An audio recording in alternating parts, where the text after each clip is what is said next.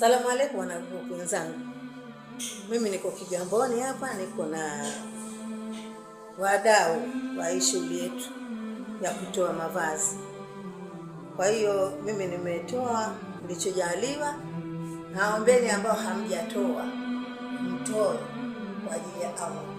Maana hatuendi kufanya biashara kuuza, wala tunawasaidia wenzetu ambao wana uhitaji wa hizi nguo. Ukiona za watoto, kanga, vitenge, suti, chochote ulichokuwa nacho, mashuka, maana kila aina ya nguo inahitajika. Asanteni sana. Ndugu zangu, niwasalimie kwanza habari za saizi kwa salamu zetu. Habari ya Jamhuri ya Muungano wa Tanzania, ndio tunasema.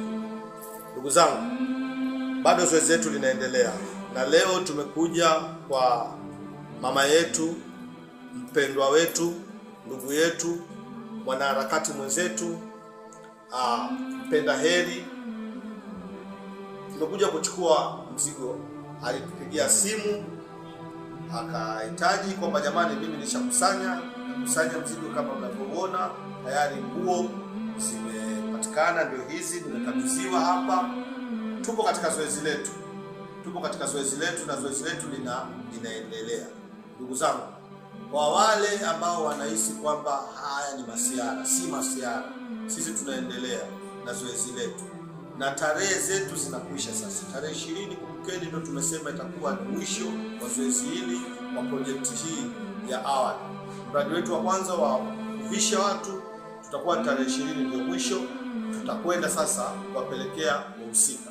Kwa hiyo wewe mdau na yoyote yule ambaye ananisikia na yule ndugu yako asiyenisikia ambaye hajaniona, tafadhali tunakuomba chochote ulichojaliwa kilete, tupigie simu kama hivi.